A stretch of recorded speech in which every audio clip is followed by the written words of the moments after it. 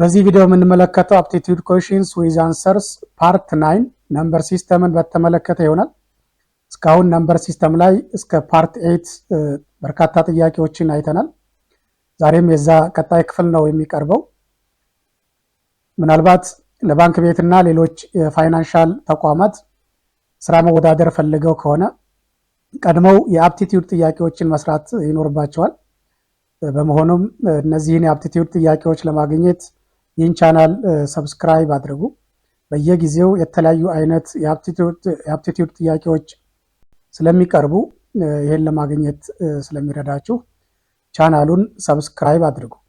ሌሎችም እንደዚሁ ተማሪዎችና ስራ ፈላጊዎች ተመሳሳይ አፕቲቲዩድ ጥያቄዎችን ማግኘት እንዲችሉ ሼር ለማድረግ ሞክሩ።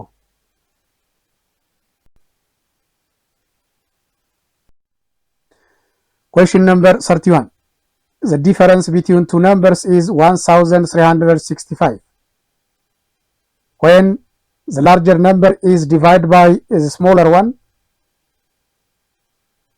the quotient is 6 and the remainder is 15. What is the smaller number? A 240, B 270, C 295, D 360. Okay, for a while try to read the question and try to understand it very well. Then again try to work out the question by your own. So you may get the answer for the question, and let me discuss the question. Here you are given two numbers. Then when you find the difference between the two numbers, that means when you subtract the smaller number from the larger number, you get a value which is equal to 1365. Then when you divide the larger number by the smaller one, the quotient is 6 and the remainder is 15. Given these elements, you are going to find out that of the smaller number. So let us say the smaller number be x. Since the difference between the two numbers is 1365, then the larger number is the smaller number plus 1365. So you have the smaller number x and the larger number x plus 1365. Therefore, from this,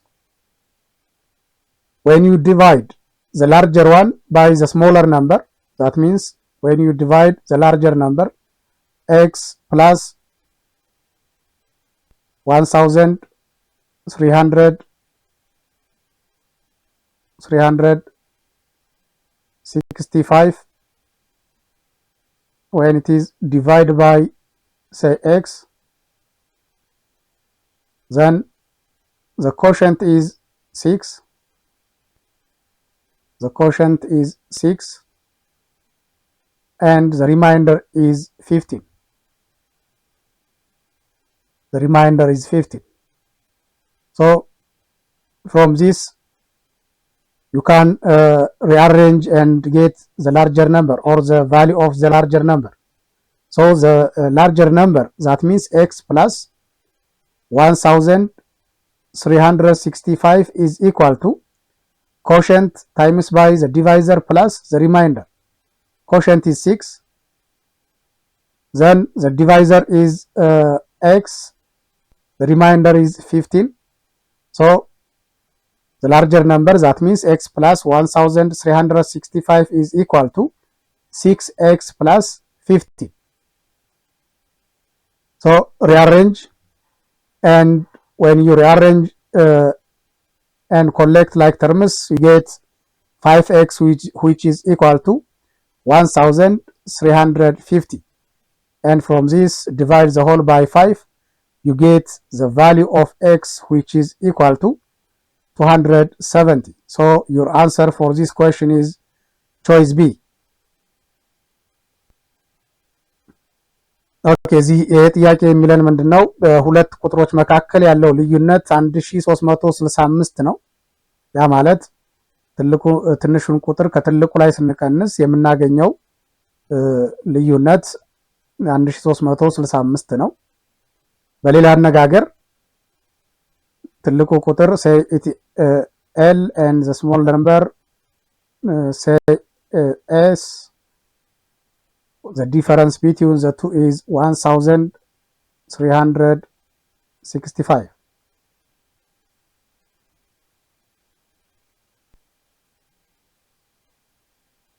ስለዚህ ትልቁ ቁጥር L large number ማለት ትንሹ ቁጥር ሲደመር small number ሲደመር ይሄ ልዩነት ማለት ነው 1365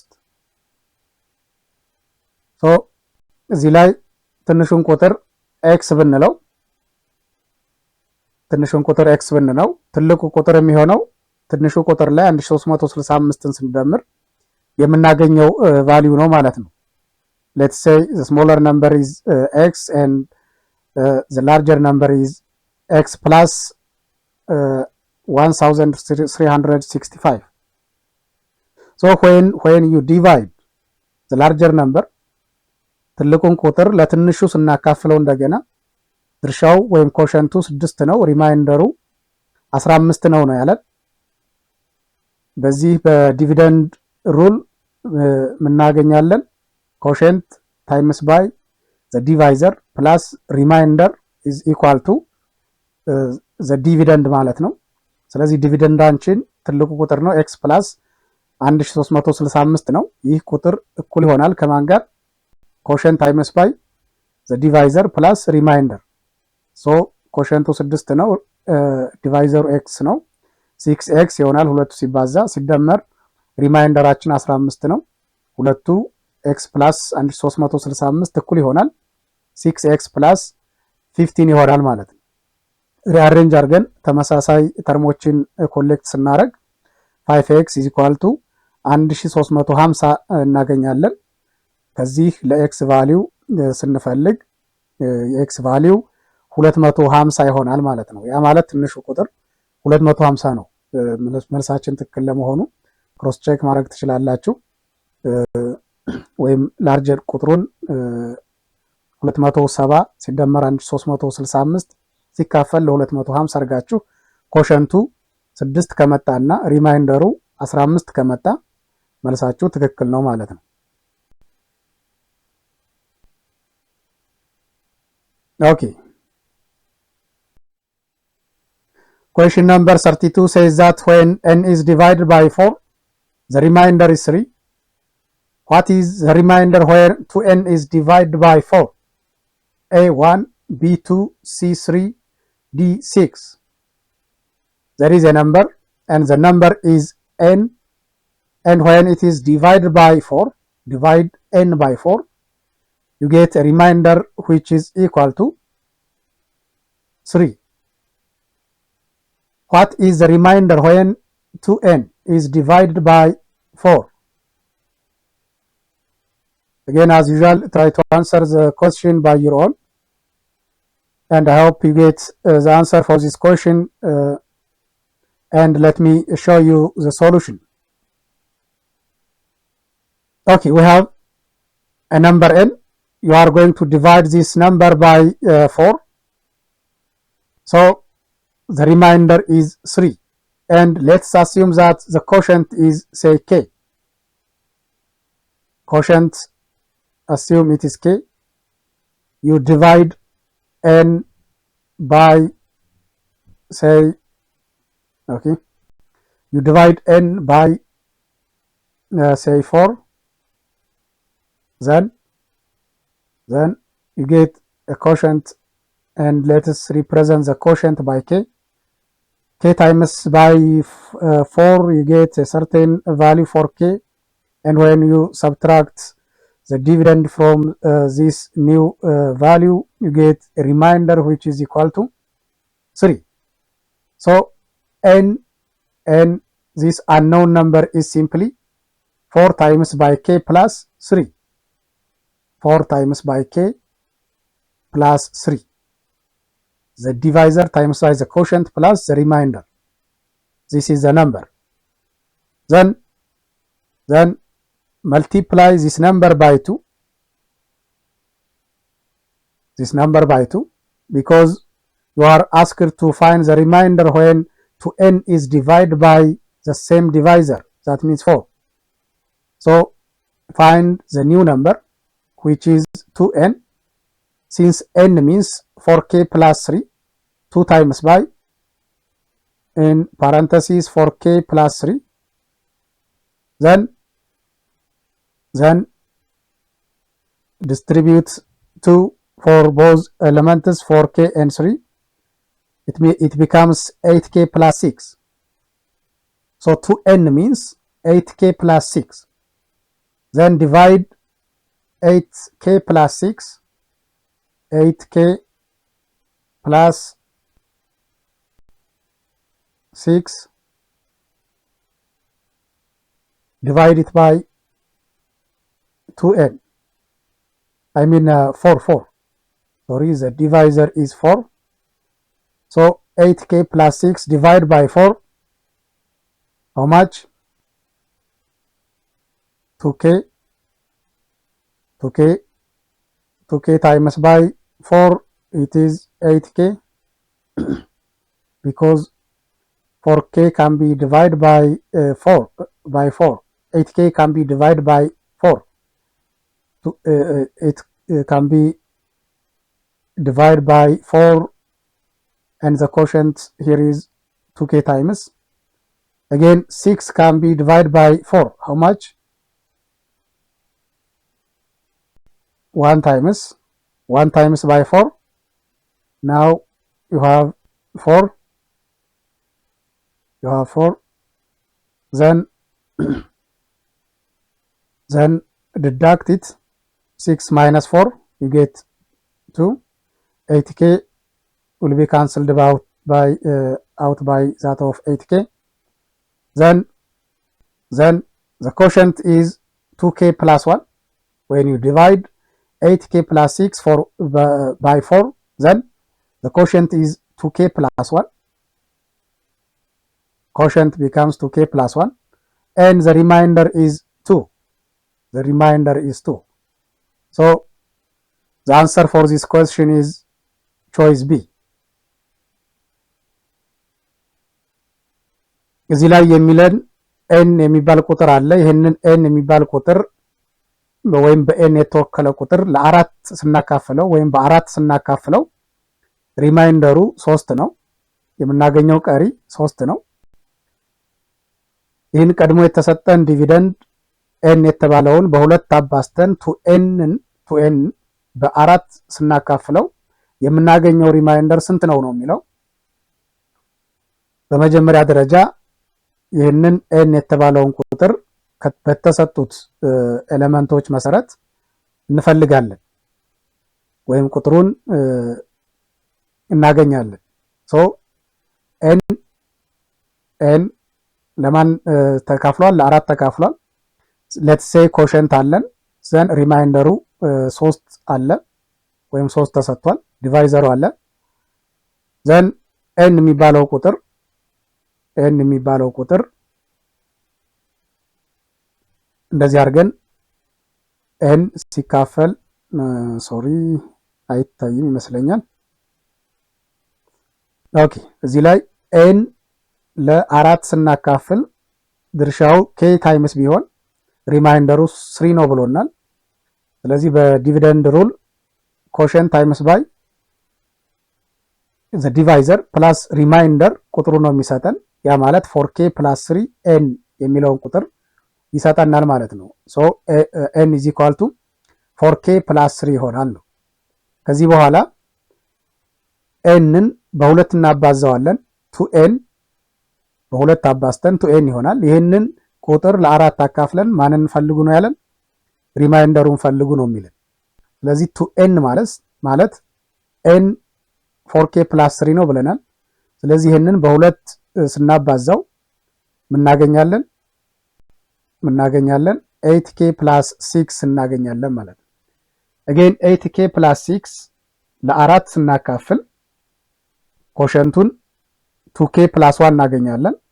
ዘን 2k + 1 በአራት ሲባዛ 8k + 4 ይሆናል። እዚህ ስናቀናንስ ሁለት ሪማይንደር እናገኛለን ማለት ነው። ሶ ሪማይንደራችን ማን ነው? ሁለት ነው ማለት ነው። Question number 33. Question number 33 says that a number divided by 13 leaves remainder 1.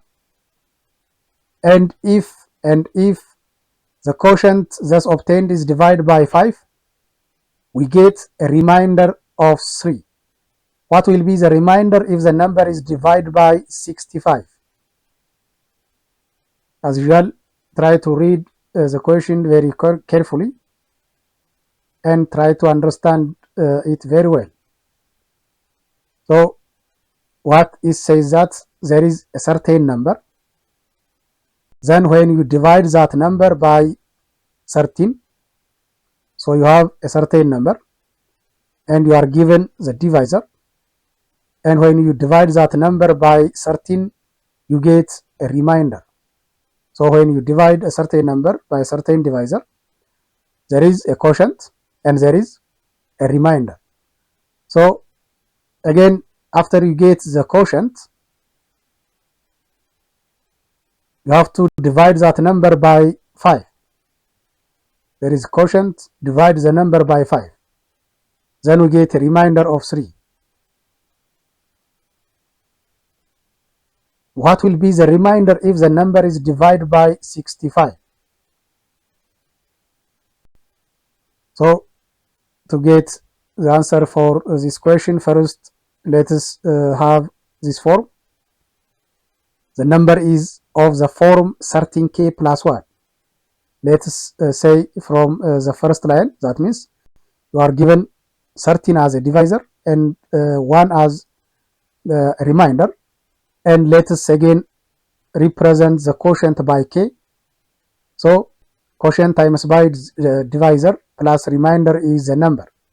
So the number can be written in this form, 13k + 1. 13k + 1. Again, the quotient k,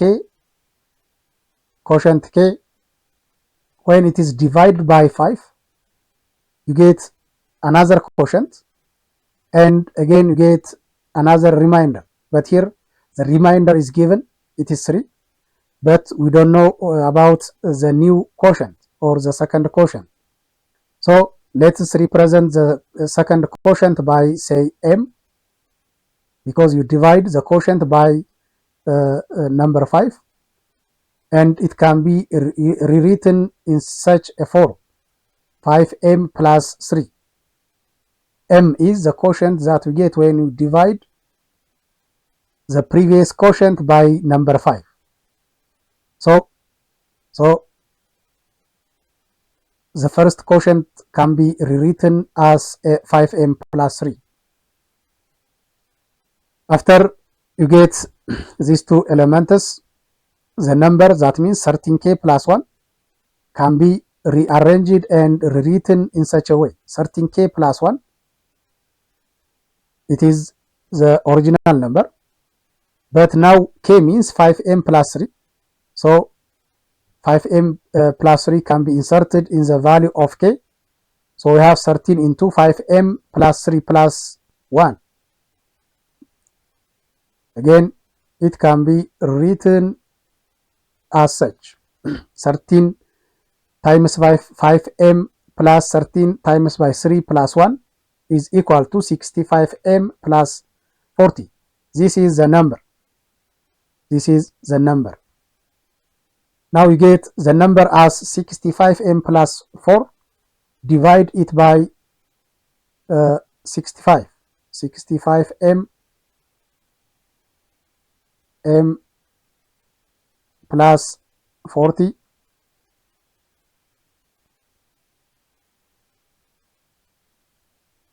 divide by 65.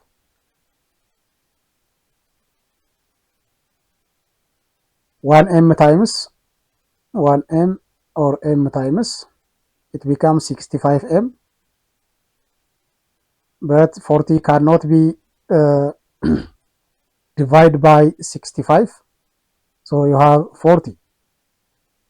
So when you divide 65m plus 40 by 65, you get 40 as a remainder. So the answer for this question is choice D. choice D. ኦኬ በዚህ ጊዜ የሚገልጽልን ወይም የሚነግረን የሆነ ቁጥር አለ። ይሄን ቁጥር ለ13 ስናካፍለው ሪማይንደሩ 1 ነው። እንደገና ያገኘነውን ድርሻ ለ5 ስናካፍል የምናገኘው ሌላ ሪማይንደር 3 ነው። what will be the remainder if the number is divided by 65? ስለዚህ ያንን ቁጥር የመጀመሪያውን ቁጥር ዋናውን ቁጥር ለ65 ስናካፍል የምናገኘው ሪማይንደር ስንት ነው ነው የሚለን። ይህን ለማድረግ በመጀመሪያ ቁጥሩን ከተሰጡን ኤሌመንቶች እነሱ መሰረት አድርገን ቁጥሩን መፈለግ አለብን ማለት ነው። ከመጀመሪያው ላይ ዲቫይዘሩ 13 ነው፣ ሪማይንደሩ 1 ነው። ከዚህ ኬ ብንለው ኮሸንቱን ቁጥሩን እንዴት አድርገን መጻፍ እንችላለን? 13k + 1 አድርገን መጻፍ እንችላለን። ያ ማለት ኮሸንት ታይምስ ባይ ዲቫይዘር ፕላስ ሪማይንደር አድርገን መጻፍ እንችላለን ማለት ነው። እንደገና በሁለተኛው ላይ በሰጠን ሐሳብ መሰረት አድርገን ያ ማለት ኮሸንቱ ድርሻ ሲካፈል ለ5 ስናካፈል ሪማይንደራችን ስንት ነው ብሎናል? 3 ነው። በዚህ ጊዜ የምናገኘውን ኮሸንት ኤም ብለን ብናስበው quotient again times by divisor plus remainder is, that means the new quotient of course 5m plus 3 አድርገን ኬን መጻፍ እንችላለን ማለት ነው። ቀድሞ ያገኘነውን ኮሸንት ለ5 ነው ያካፈልነው። ለ5 ስናካፍል ቀድሞ የነበረውን ኮሸንት ለ5 ስናካፍለው ሌላ አዲስ ኮሸንት እናገኛለን። አዲስ የምናገኘውን ኮሸንት ኤም ብለን ብንጽፈው የቀድሞ የነበረው ኮሸንት እኩል ይሆናል 5m plus 3 ይሆናል ማለት ነው። ስለዚህ እዚህ ላይ ቁጥሩን በዚህ መልኩ እንደገና ሪአሬንጅ አድርገን መጻፍ እንችላለን ማለት ነው። 13k plus 1 ነው። k 5m plus 3 ነው። ስለዚህ በk ቦታ 5m plus 3 እንተካና አባስተን ሪአሬንጅ አድርገን እንደገና እንጽፋለን። አባስተን ስንደምር 65m plus 40 እናገኛለን ማለት ነው። ይሄንን እንደገና ለ65 ነው የምናካፍለው። 65m plus 40 ለ65 እናካፍል m ጊዜ ይደርሳል። m ጊዜ 65m ይሆናል። 40 ለ65 አይካፈልም። ስለዚህ እንዳለ ይወርዳል። ቀሪያችን ማን ይሆናል? 40 ይሆናል ማለት ነው። 40 ሪማይንደር ነው። ስለዚህ ለዚህ ጥያቄ መልስ ቾይስ ዲ ይሆናል ማለት ነው። እሺ እንደተለመደው አፕቲቲዩድ ጥያቄዎችን ማግኘት ከፈለጋችሁ ለተለያየ ስራዎች ራሳቸውን ለተለያየ ፈተና ራሳችሁን ማዘጋጀት ከፈለጋችሁ ይህንን ቻናል ሰብስክራይብ ለማድረግ ሞክሩ። ሌሎችም እንደዚሁ ተማሪዎች፣ ስራ ፈላጊዎች ወይም ስራ አጦች እንደ አይነት ጥያቄ የሚፈልጉ ከሆነ ለነሱም እንዲደርስ ቻናሉን ሼር አድርጉ። ታንኪዩ